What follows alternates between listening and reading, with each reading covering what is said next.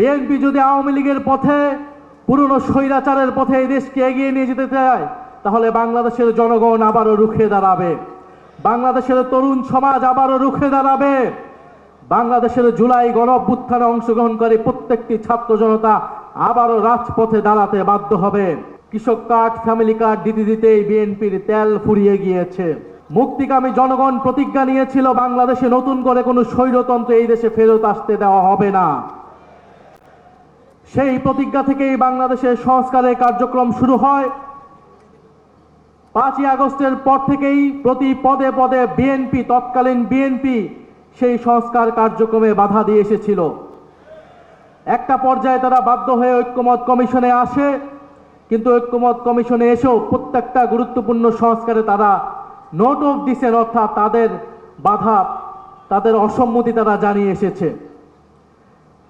সবশেষে তারা গণভোটের জনগণের চাপে, সেই সময়ে রাজনৈতিক বাস্তবতার চাপে তারা গণভোটে রাজি হলেও আমরা দেখতে পেলাম যে নির্বাচনের পরপর তারা গণভোটকে অস্বীকার করা শুরু করেছে। যেই বিএনপির জন্ম হয়েছিল গণভোটের মাধ্যমে, সেই বিএনপি আজকে জুলাই গণঅভ্যুত্থান পরবর্তী গণভোটকে অস্বীকার করছে।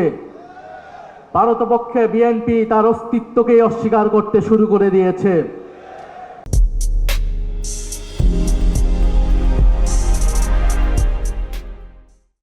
আমরা খুব স্পষ্টভাবে বলতে চাই, বাংলাদেশের প্রত্যেকটি প্রতিষ্ঠানকে নতুন করে যে বিএনপি দলীয়করণ করছে, এটা আওয়ামী লীগের পথেই বিএনপি বাংলাদেশকে এগিয়ে নিয়ে যাচ্ছে।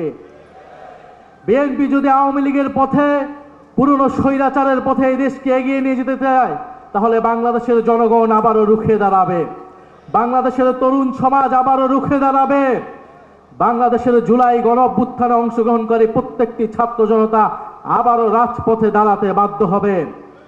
বিএনপি কৃষক কার্ড, ফ্যামিলি কার্ড দিয়ে জনগণের মন ভুলানোর চেষ্টা করছে। কৃষক কার্ড, ফ্যামিলি কার্ড দিতে দিতেই বিএনপির তেল ফুরিয়ে গিয়েছে, জ্বালানি ফুরিয়ে গিয়েছে, অথচ মন্ত্রীরা সংসদে বলছে কোনো জ্বালানি সংকট নাই। বাস্তব সমস্যাকে অস্বীকার করছে, অর্থনৈতিক সমস্যাকে অস্বীকার করছে, দেশে আইন শৃঙ্খলার যে ক্রমান্বয়ে অবনতি হচ্ছে সেটাকে অস্বীকার করছে বর্তমান সরকার। আমরা সর্বাত্মকভাবে এই সরকারকে সহযোগিতা করতে প্রস্তুত ছিলাম দেশের স্বার্থে, জনগণের স্বার্থে, কিন্তু বিএনপি সরকার সেই সকল সহযোগিতা নেওয়ার সকল দরজা বন্ধ করে দিচ্ছে। আমার জানা নেই, যারা এখানে অভিজ্ঞ আছেন, মুরব্বী আছেন, তারা বলতে পারবেন বাংলাদেশের ইতিহাসে এত কম সময়ে, মাত্র 2 মাসে কোন সরকার এতটা অজনপ্রিয় হয়েছিল কিনা। বিএনপি সেটা বাস্তবে প্রমাণ করে দিয়েছে।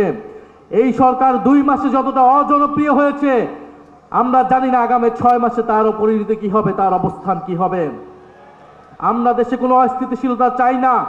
আমাদের দাবি একটাই, গণভোটের গণরায় বাস্তবায়ন করে জুলাই গণঅভ্যুত্থানকে প্রকৃত সম্মান দেওয়া, জুলাই শহীদ পরিবারকে প্রকৃত সম্মান দেওয়া, আহত যোদ্ধাদের প্রকৃত সম্মান দেওয়া।